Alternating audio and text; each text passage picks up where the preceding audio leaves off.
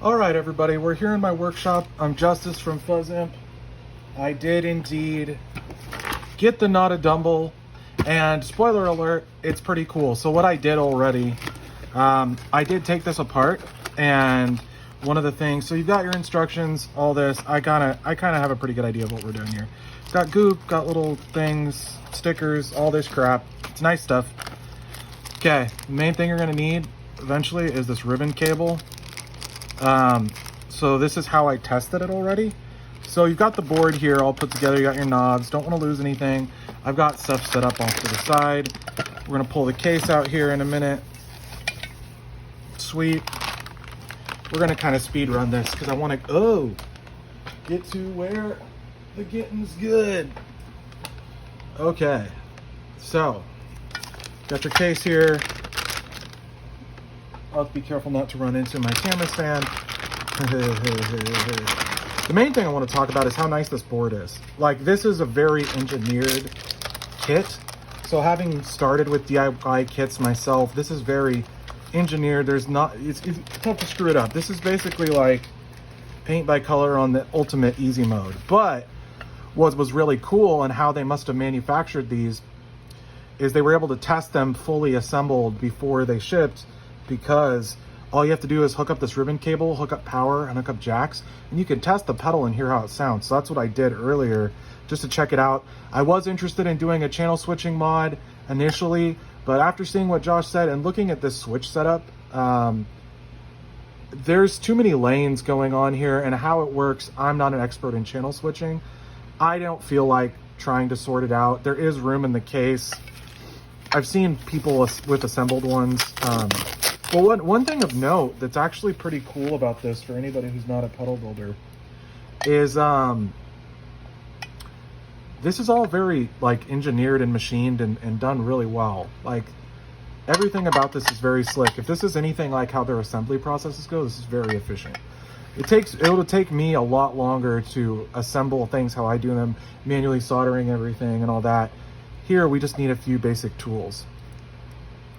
So you've got the boards where you're gonna snap them. So you've got, oh yeah. So you're gonna snap here. You gotta be careful. Don't break anything. Here, let's move this out of the way. So you've got, yeah, so you're gonna have a bunch of stuff that gets discarded, like it says. Very satisfying, a little scary, but you're not going to break anything. Where it's scored is where you snap it. There you go. So you've got all your daughter boards. Watch me totally break it after I know that it works and I tested it. So then you've also got these little tool things. I'm not going to need those. This is your Jack's daughter board. This is really well designed. So we're going to get to this. This is definitely feels like you're going to break something. So if you're doing this, definitely be careful. One quick tip from a pedal builder: max all your knobs out to start with. It makes it a lot easier to do things. So you're going to have this sit in here. Perfect. Got your fitment good. And you're going to take all this stuff. You're going to look for the ones that are like this. I'm just gonna drop those on. But I love how this thing sounds. I just plugged it in to get some basic tones.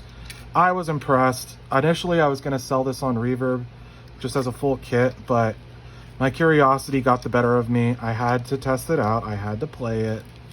So here we are, making a video. I figure if nothing else, I could show Amity or some of my other pedals stacked into it, in addition to the Dumble sound, which is quite good actually.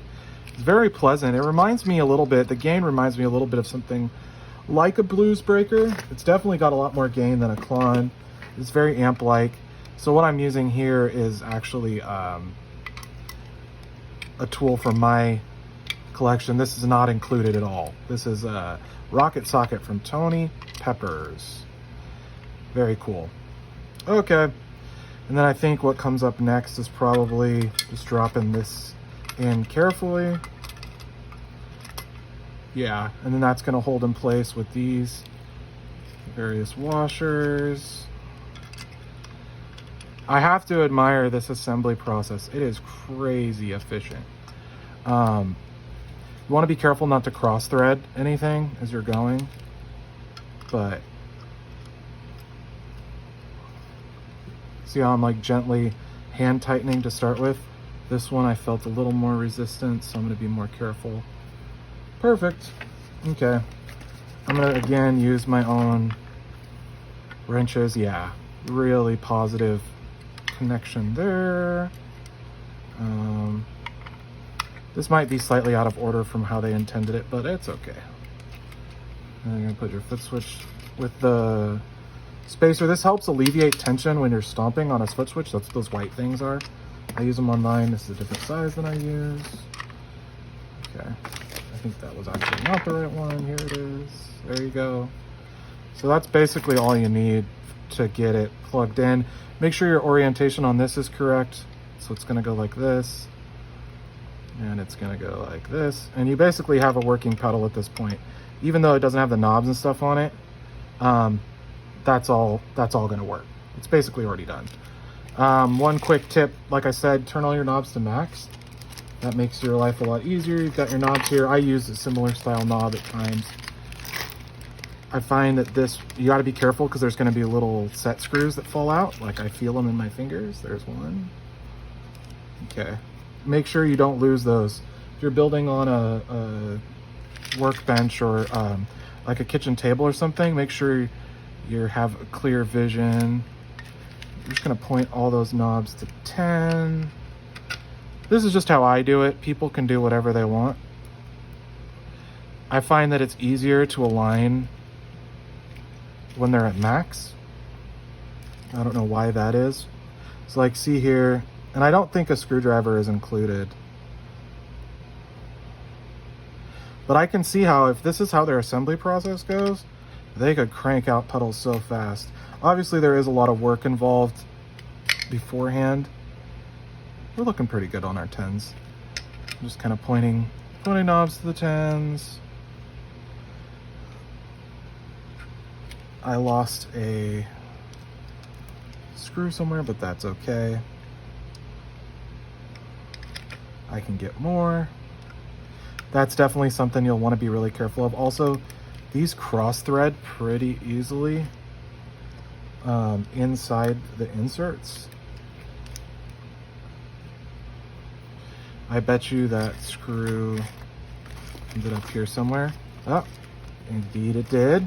Be very careful with these. These tiny little set screws for the knobs are very easy to lose. Sometimes I'll get a whole bunch of knobs in and I'll lose a couple of these and I have to get extras. You want to make sure nice and snug. You're not trying to over tighten. This one is sitting a little low. Might bump that up.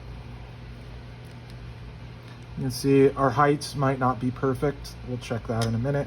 But that basically looks like we're there. What I always do on mine is I sign the inside. I can't remember. I think it comes with some stickers. Put a little JHS sticker. There it is. There's a little Roja sticker. We'll just stick that inside. Perfect. Perfect. Bingo bango. This is my process for doing this. Is I hand start the screws. Sometimes you get powder coat down in the threads. And then just screwdriver them in. Bing, bing, bing, bing, bing. This sounds really good though. So one thing, this one, some of my pedals when I test them I do it differently, but we'll go output, input. Need a little more slack. There we go. There we go. We're gonna put these at like 6, this like there. And now we're gonna hook it up to 9-volt power. Make sure you're using proper 9-volt power. It's very important. This is also a buffered pedal, so it won't work without things plugged in. So now that's off on, channel switching, it all looks like it's working. Get my guitar here. Let's plug it in and play it for a minute. I got a practice amp under the desk. So bypass. Nice.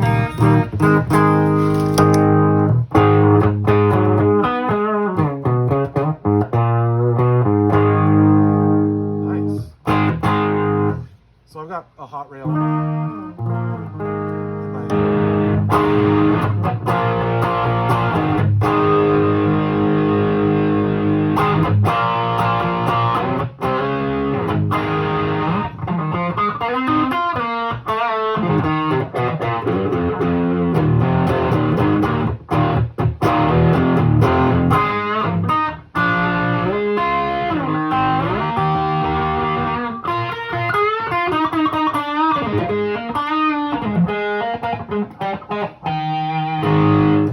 That sounds cool. Let's check it out with my Amity pedal. Got here a Fuzz Imp Amity pedal from the shelf. We'll unbox this real quick. This is my dual overdrive pedal, and I think this will sound quite nice stacked either in front or after this. It's a little more of a preampy thing as well. So if you're a fan of this kind of, so we've got our clean channel here. Let's bypass for reference. I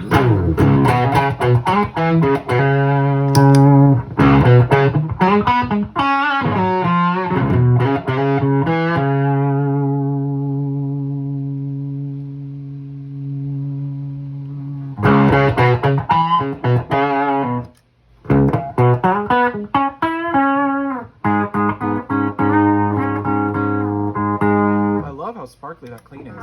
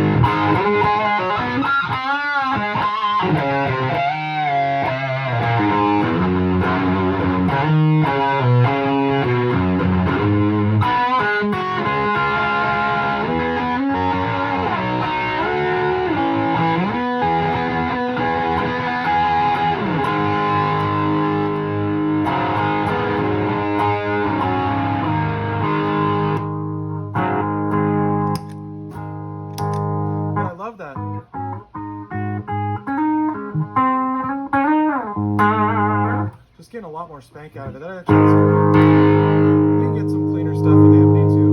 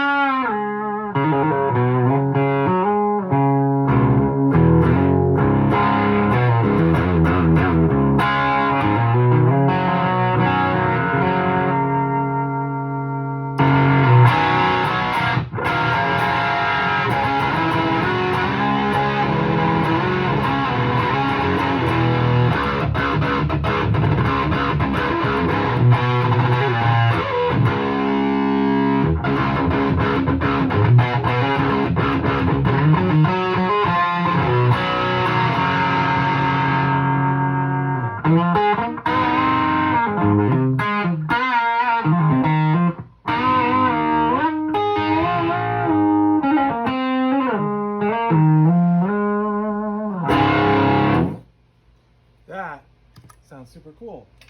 Well guys, I hope you enjoyed this video of a real pedal builder building the Notadumble. I do really enjoy how it sounds.